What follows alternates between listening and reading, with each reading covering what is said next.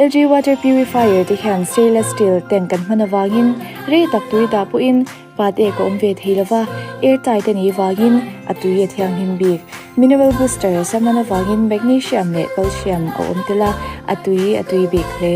8 liter storage ani wangin kren omlawa po tui man tu an khol hnem ani machine cleaning technology an man tela wangin kuta manual ati fai ngai belawa an manin identify thei ani heng kan bung ra te hi EMI mangin ol sam takin apung om na win ila thei ni chachang du tan number kan on tar la na te hian zofia thei ren kan ni e hei lom lu program ania ni danga chuan kan lom lu tur te thut na te kan reserve fa chu tiang chuan ma kan la thina poina chuan hei malak chu tiang chu om mang luwa ama ro chu ali sa hian mi water somni le pani ngot mai lom lo tur kan nei dona college veng unit chunga mi te inga tinge ni ron lan lo le enge om zia ti khongai takin puman ranga fan chung in an sei fia sela thome ilo somang pu chairman kan president sa om tak le kan senior vice president in kan vice president tele voina congress party suai tu local khom te kan president khan keima zok min kota a so kan unit president a oma so nen son kan local ani a nia tukin zinga hian mithar lom lu tur kan nei te hi ali sa chuan som li le patni an ni a chuan chiang vak lo anga kan ngai deuh kha an oma wangin pakua te chu kan ziak lut du lova membership fee chuan pe tho na a tuna kan lisa handa kan da ta ka te hi chu a chiang fal nia kan ngai te an ni lo me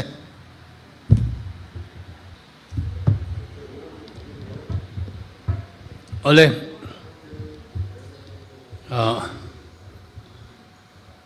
ni tinain lo chu tiang ai zong kan thia tun lai sum har satzia chu tiang kara moinia congress a be se na ne ya mi heti zat lom lu tur kan nei hi lom om em a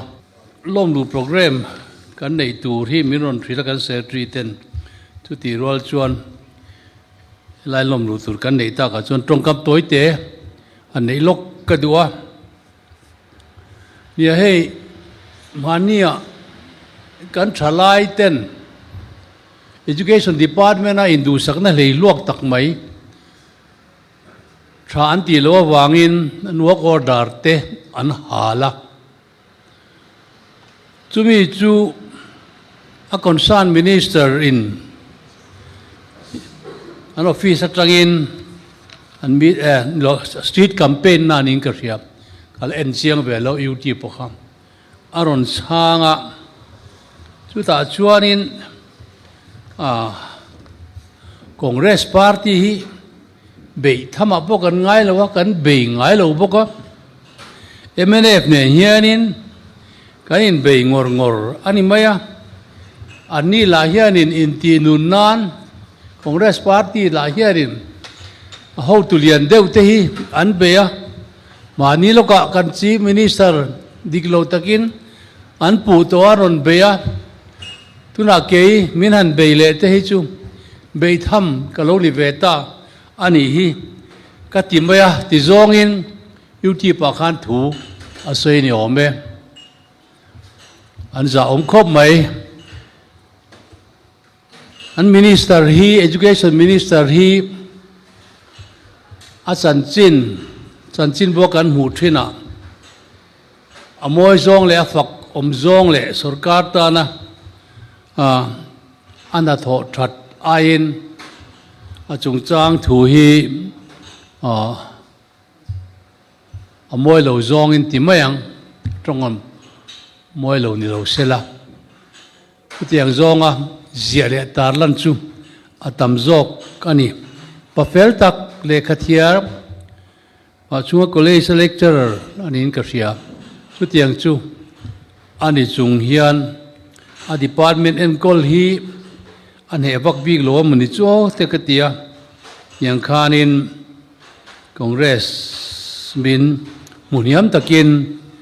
UT pakhan ron tong chuak ani kha eng poni serania congress hi ngai san tham kanom lo MLA pakhat chia kan neya corporator po pakhat pani chia kan nei ten kan rural hian viau nanga kan unit te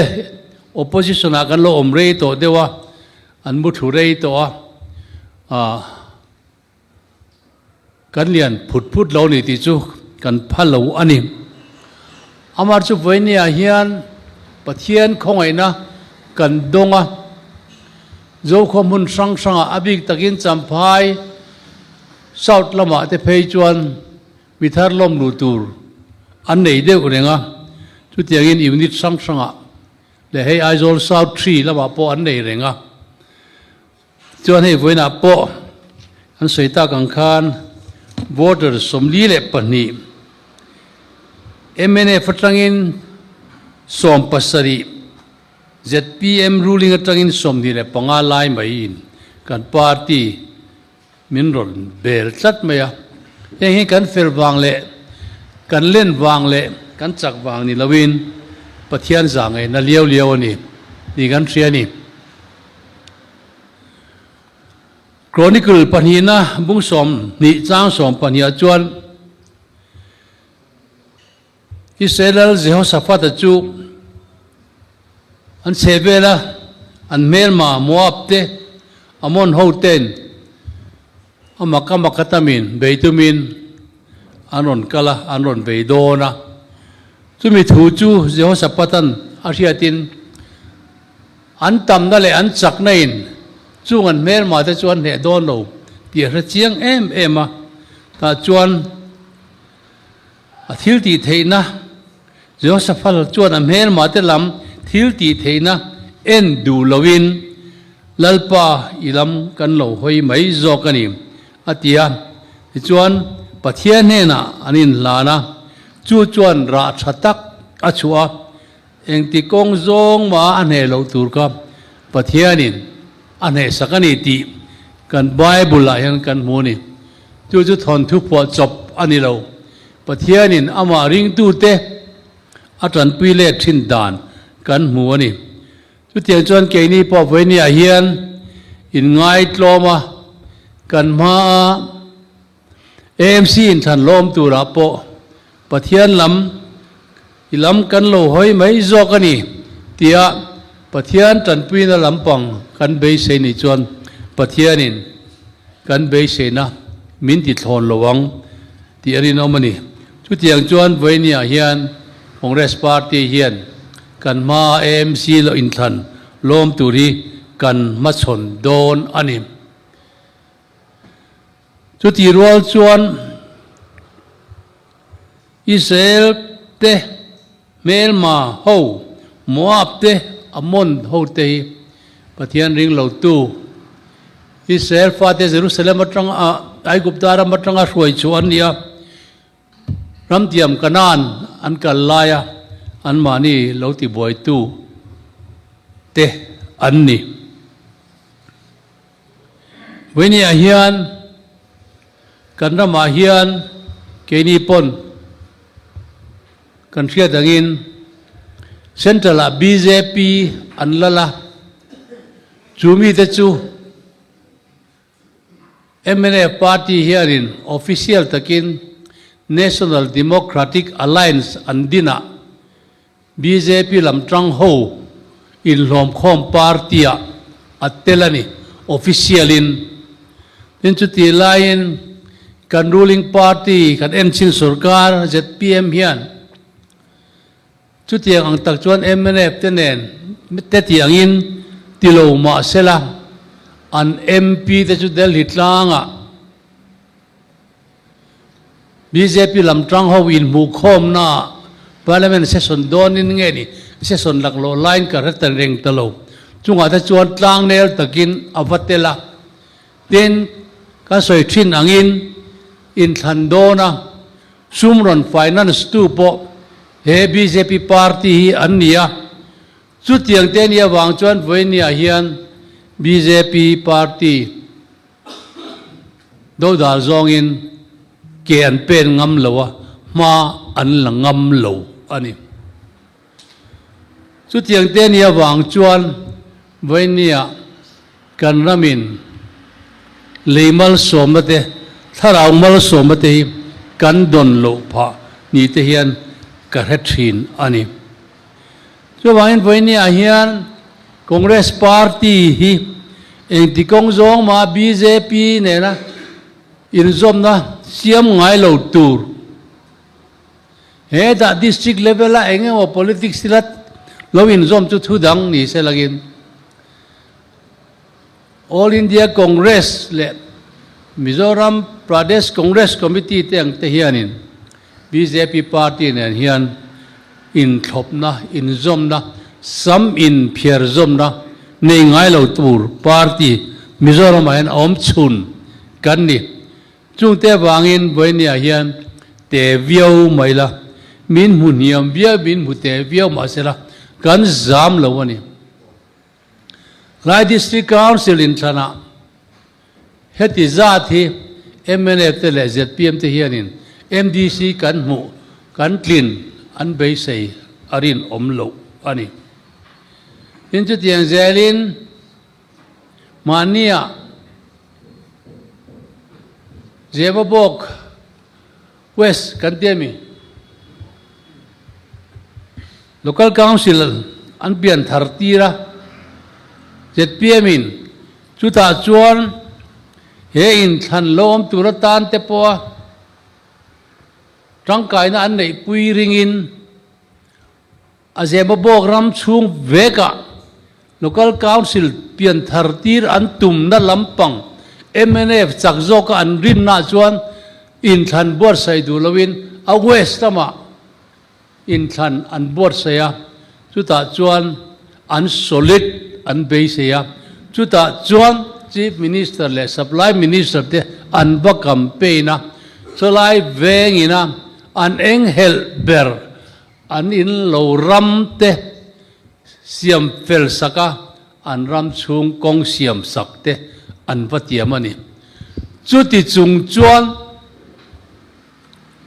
an solid zo lowa keini party om lowa ngai to atang khan member pakhat an thang chuak the ni kan thang ting the ni chuti lain MLF party MLA som nei ten candidate an siam kim ve thapa pakhat ma an tling lo ani chung te chu thil te tham angin lang ma se lagin voinia han pathian min throina ro pui tak ani in ka retlata kan soi du hrim hrim ani ten voinia hian nia party lian pani ruling le opposition MLA som nei te hi anin beireng maya an mani pani hi tiang hianin tun haya Brigade Drumfield siam chung changa anin challenge tona tiang chuan Brigade Field en pui turin purabat romoy na soma le kharin peton ring ma tiang hianin ma se MNF lam hian kal lo nge ni Delhi tlang theng thenga kala te khan anin chow ani chu tiang chu voinia kan ram politics som dan ani awan duai thakin ani nom khop mai chanchin bule news share le en te po he party pani in beireng ringot mai mu hi anin om tak jet jetani tin kan session liamta budget session liamta teng te kha nam dangin an thir veang ti lau om khopin aza om lowa speaker in house a control lo le a trong thei kharin hunan chang tamme moti mai tur ani khatero hetiang thili Congress kum soma sarkar chung khan Assembly House a om ngai lowa hetiang politics stop hi kan rama om ngai lowa ni chu wangin voinia chuan Mizomi puiten karen chin sarkar hi an ning to a yang chuan pathianin he sarkar ti dang lamba tura mashuai na kan nei theina turin voinia AMC in than minon bor sai sak nin ka ria ke chuanin heda hian thei to pin tran kan la anga corporator pani chok nei hianin pani ayatam nei thei turin le a ruling ni ya thei tur khopin tran kan la anga chu tiang chuan voinia he sarkar ti dang lam nan sang hi som ni pareta in than na lo om turata na ma roi tua voinia congress a tok tu ten i mang u ti kha kan soi nun le du bok ani in kan soi ta gang khan BJP sarkar hianin tianga thate te kan om mai lai hianin voinia Christian tha Mizo tha hi an chat me ka ni ti riang u ka soi jing to kan thevek boka voinia nali so Krista ngai poi mo ber ram tina kala thil siam zong zong ne na chan chin thapuan dar te chu ati le thei to lo mania BJP hawin an inge ni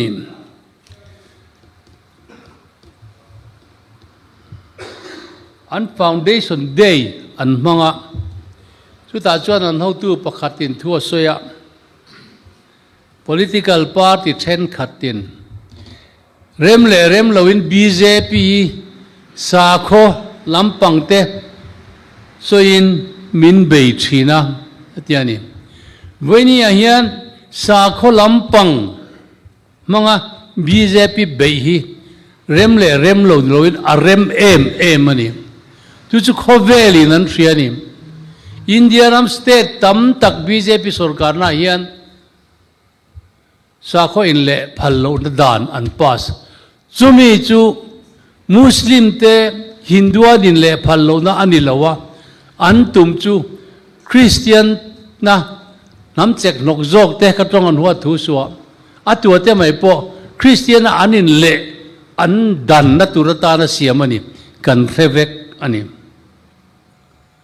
chu tiang chuan ma an la voinia hian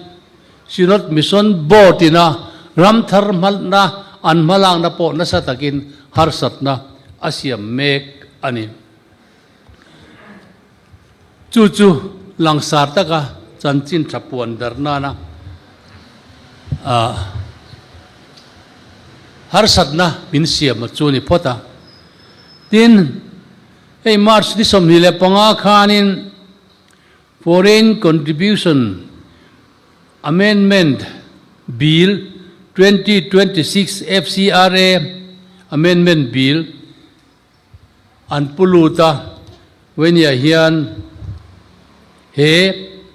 FCRA mang hian har satna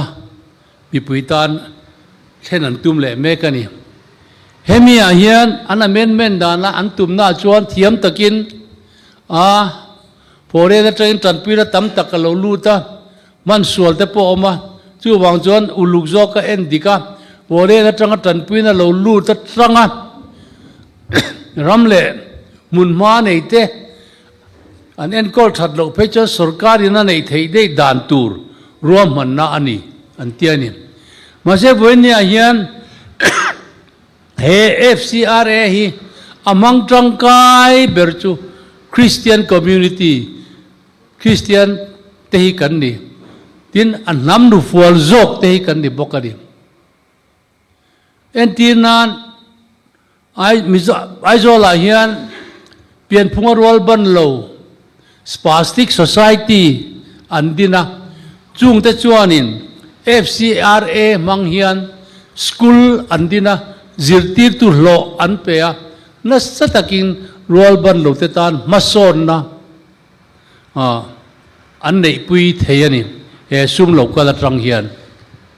tin chu tiang zelin ZEF te chuanin naw nu sam an en kola kilaya zirna in nen mun thatak an neya chunga anin nga na chung FCRA tanga foreign tanga tanpuina an don te ani chu tiang zelin India ram hun zau zoka po he FCRA i mang trangkain nam thu fual zok ten zirna sang zok ten zir thei pa zirna in thatak tak te an siam thei pa ani chu wangin voinia hian India rama Christian Paul in zom khol man ho tu te le Paul sang te chuanin he BJP sarkarina FCRA mandan ti danglam an tum da hi nasatakin an do mek ani chu tiang chuan voinia hian kan tha hian chat mek mania kan soi to a zoram dung le wanga district khopia te po kan soi to kha MGNREGA ei hi zo khwa chuan anin nga na an lifeline tila kan soi sualom lowe heng hi Congress sarkarina aron mu chua aron din chua ania mi theiten an tangkai pui em ani kan thria ti ro zoram zo khwa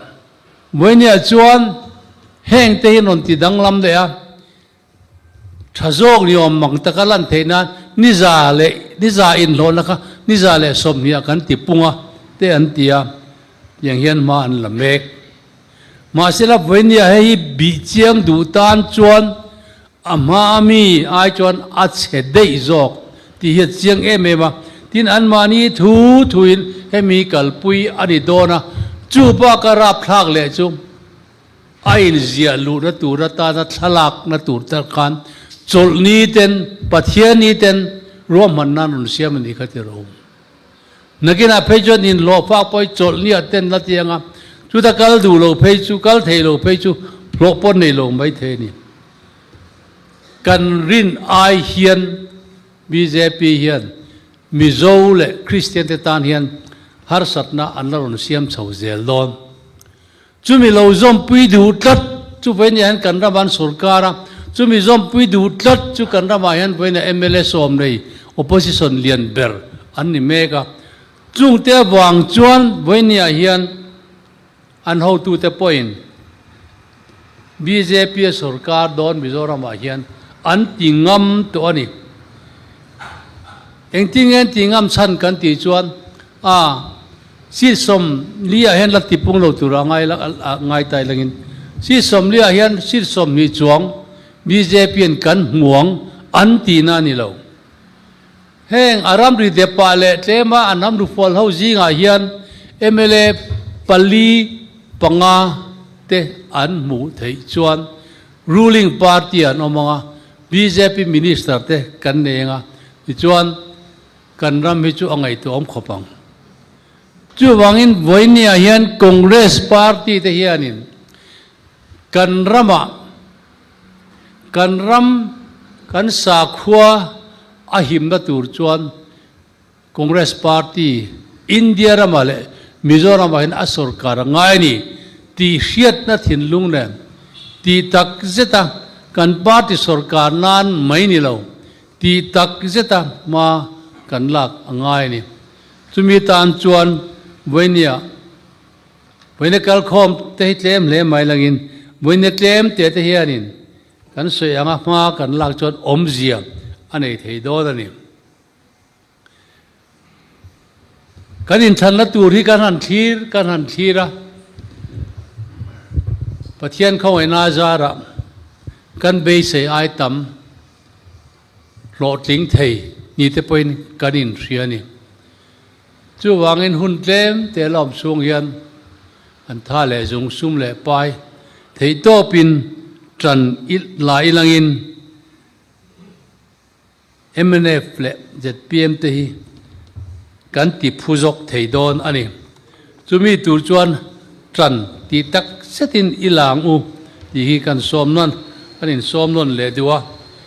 in vainia hian Mizoram siam thaddu MNF atangin anhan thira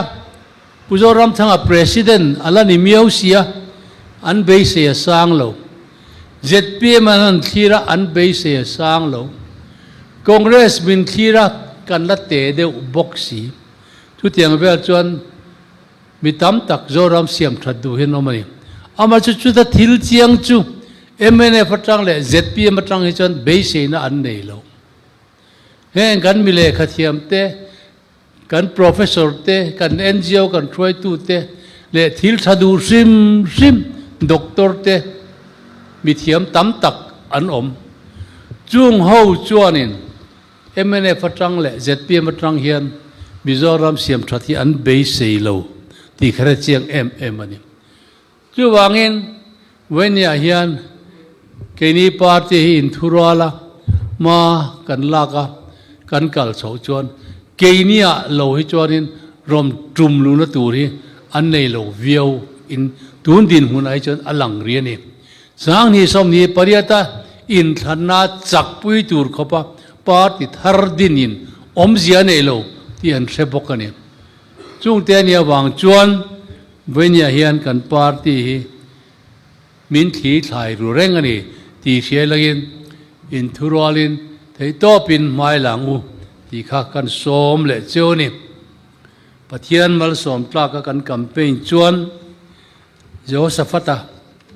pathian in tran pui ang khan min tran pui ve theni ti hriang u tin vainia hian an ho tu ten malang na chi sang an nei meka ka thia dangin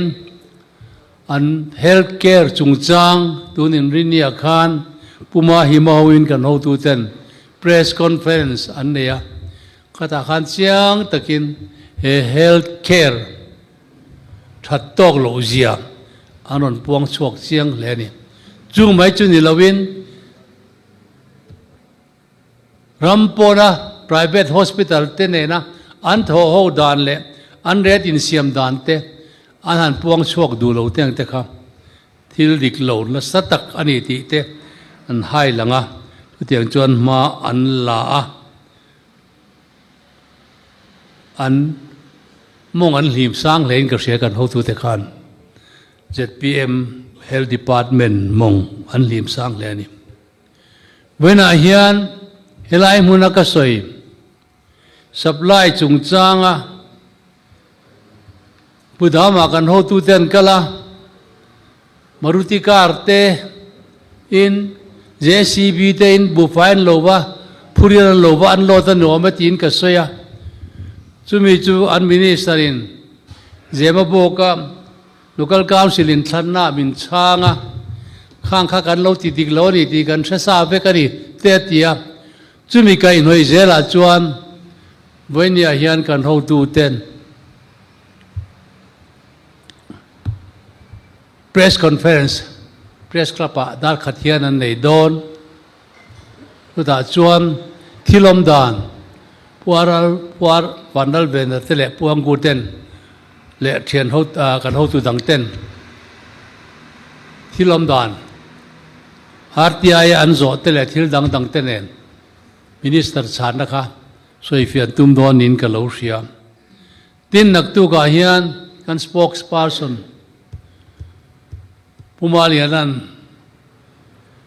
airport bulla ram leidan chungchang nga press conference ani le don bok ani tuna chuan mi pui mol jok tengai duana chuan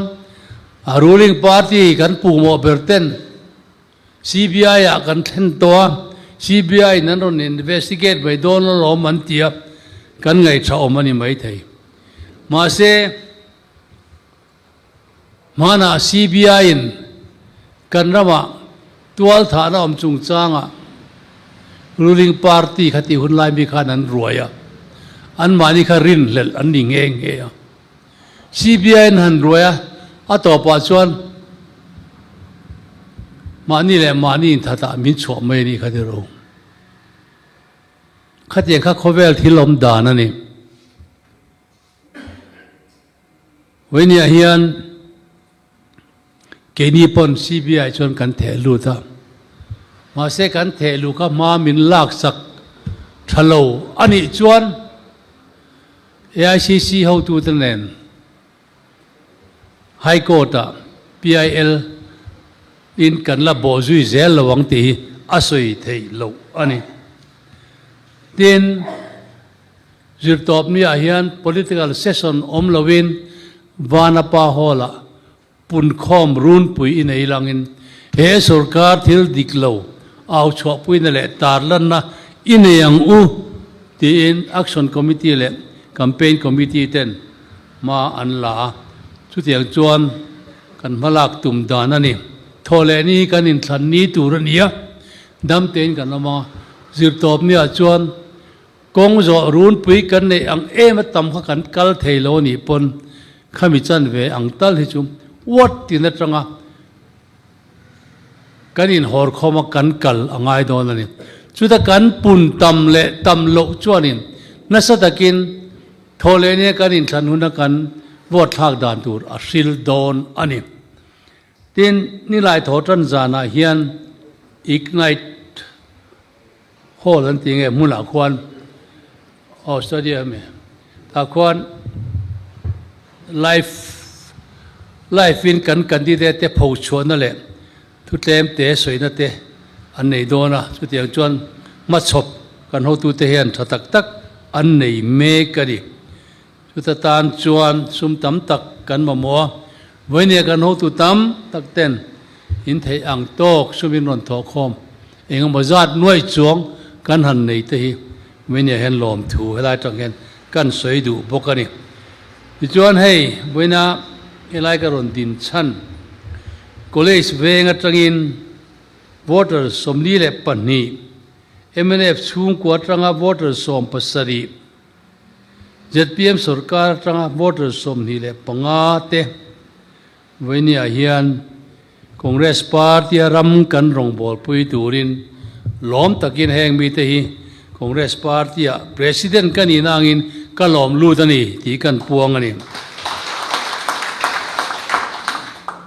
party angin college veng hi kan that lo na ani ma se voinia kan ho tu ten nasatakin ma an la e kan senior te kan unit president te le khulai mi ten voinia chuan college veng kan that na wang ringot po hian helai bial chunga kan AMC ward ta hian kan candidate hi atlin kan be sei pha thei ani to wangin voinia hetiang zat kan party lom lu tur ron chop chok tu kan ho tu te chunga lom thu ka se ka lome